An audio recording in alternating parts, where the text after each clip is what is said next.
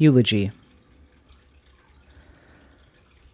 The cabin originated as a vintage house kit sold by Sears, Roebuck & Co.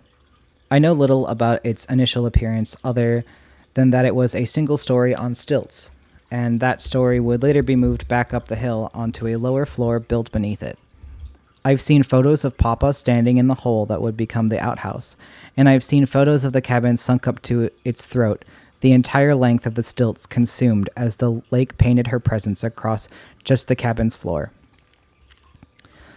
My family was either very intelligent or they were very lucky. Neighboring properties lost entire buildings, docks, and watercraft in this flood. My mom recalled a big tree and a tire swing that had been on my family's property that also disappeared into the lake. By the time I was old enough to retain memories of the cabin, it was a small, rectangular two-story affair the color of Picea pungens, with a treacherous, narrow driveway that cut steeply into the hillside, concealing all but the cabin's roof. The driveway didn't lead to the front of the cabin, instead it slashed down parallel to the back of it. About halfway down the driveway there was a set of rickety steps up to a decrepit wooden wraparound porch and a door into the original portion of the cabin. If one could safely make it to the bottom of the hill, though, they could step off on the left side of the precariously tilting concrete and curl around a little grassy plateau to the main entrance. Opposite the front door was a small rocky cliffside with steep, uneven steps of compacted dirt and sand, moss, and moldy wooden planks offering some means of getting down to the shore that didn't involve scaling boulders. On one side of these stairs was a semi-tidy row of perennial plants lining the top section of the yard. I think they bore pale purple flowers, but I could be mistaken. At the bottom of the steps there was a meager stretch of grass that abruptly transitioned to pale sandy shoreline. Off on the right, two massive conifers were nestled into the rocky retaining wall, and to the left was a shambly little shed where we stored tools for fishing, toys for building sandcastles, and lake floaties. There was an old holey canoe, or perhaps fishing boat, half hidden in a swath of longer grass that kissed the lake's edge. And of course, stretching out in front of you would be Pulaski herself, confident and luxuriant in all her wild strength and glory. The cabin was owned by my grandparents, but money and responsibility for its upkeep and furnishings were shared by my mom and her 4 siblings and their spouses. We had some wood plank docks and usually slid them into the water in the shape of a lowercase h, with the forked end being out deepest. In the central gap we'd situate the speedboat and its lift, and on the far left side we'd park the pontoon and its lift. The boats belonged to one of my aunts and uncles, one of the two who were relatively wealthy in comparison to the rest. Later on, a blue and white plastic 4-seater paddle boat and a jet ski were added to my family's little fleet. There was also the later addition of a silvery gray wooden patio outside the front door of the cabin, updated matching stairs down to the shore, which were significantly more navigable, and another small concrete set of steps that led down to the shore from further along the boulder retaining wall.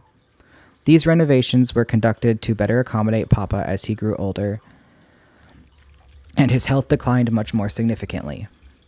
My grandparents lived only a block away from the cabin at that point, and they even managed to get a golf cart for Papa to drive down to the cabin and park on the grassy outcropping so he didn't risk falling down the ever-perilous driveway.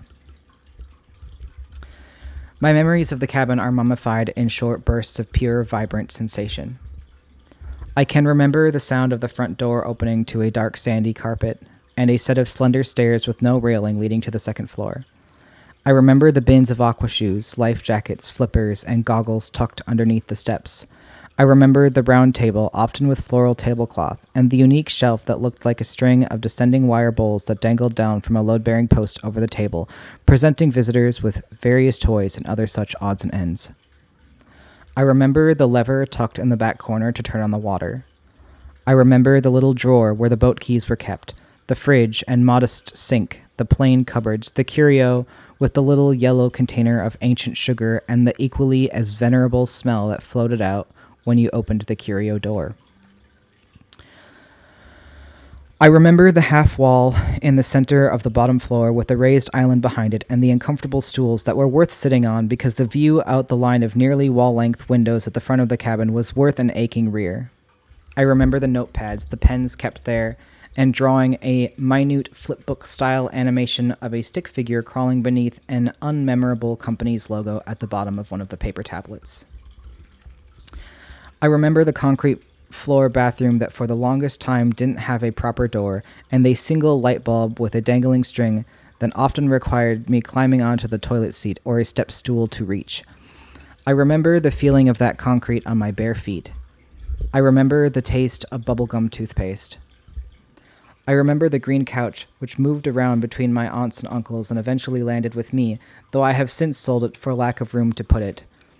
I remember a plush white dog with matted fur and a collar that could open its mouth and bark, but rarely had batteries in it, probably for the sake of the adults. I remember a stuffed bear and a framed picture of my mom's late dog wearing a flannel shirt. I remember antique glass and wood tables and antique lamps, the geometric yellow and blue stained glass window at the top of the stairs, and a little figurine of a seagull on a dock post that I'd asked my grandparents to get for me at a garage sale so I could put it in the cabin. I remember Papa's fingerprints forever in the concrete wall leading up the stairs, and I remember putting my fingers in them every time I went past them, hoping that I could gain something from them, some magic that would make me more like him. I remember a strange structure made of metal. I never knew what it was as a kid, but I now think it was possibly a red, vintage, conical fireplace with a pipe that could attach to the ceiling to vent smoke. Another cabinet full of life jackets and even more life jackets slung across the wrought iron rail at the top of the stairs. I remember an unlabeled tin bucket full of a mysterious, thick, caramel-colored substance. It lay up against the wall on the ledge at the top of the stairs for years, and every time I passed it, I had to wrestle with my subconscious urge to touch it. It looked goopy and squishy, but my child self thought it might be poison and kept their hands to themselves. I remember inflatable inner tubes and an inflatable jet ski that we'd ride on, pulled behind the speedboat. I remember uncomfortable beds with scratchy blankets and pillows hard as stone, and the one comfortable, though obnoxiously squeaky daybed. I inherited the daybed, and it continued to be well-loved long after the cabin was no longer a part of my family. Its white-painted welds eventually weakened and broke, and the mattress was destroyed in my flooded basement, but I still have some of the big pillows, complete with their dirty white floral pillowcases. I remember the upstairs bathroom in all its bizarreness, the tiny shower, the cracked toilet seat cover, the exposed holes in the walls stuffed with things that my child self mythologized as hidden treasure. I remember the yellowness of it, how stepping into the light of that one room turned your surroundings into something out of washed-out old movies, teetering on the cusp of color. I remember the second-floor window that was broken for a time, but I was grateful for it letting in the song of the waves more loudly. I remember the pop and crunch of acorn shells beneath my shoes up on the wraparound porch, and the filthy white plastic table and chairs that never stood still in any amount of wind. I remember the cream hammock swing that my family would sometimes hang from the porch by the cabin's front door on the 4th of July. I remember enjoying hiding, reading, and eventually falling asleep tucked in its folds. I remember the wooden swing permanently tucked outside in the corner with its flaking white paint and bed of sharp pebbles beneath it that were a nuisance to step on, though the destination was worth it. Another coveted reading spot. I remember water balloons and cakes with whipped topping and strawberries and blueberries decorated to look like the American flag, and being too uncoordinated and fearful of the lake weeds to learn how to water ski, and raking seaweed and dead fish from the shore, and seeing massive carp in the clear water off the side of the paddle boat, and catching sunnies and rock bass off the dock or by hand with a net, waiting patiently for them to approach, standing on the rim and handle of the net until I had enough air to collect my temporary wards.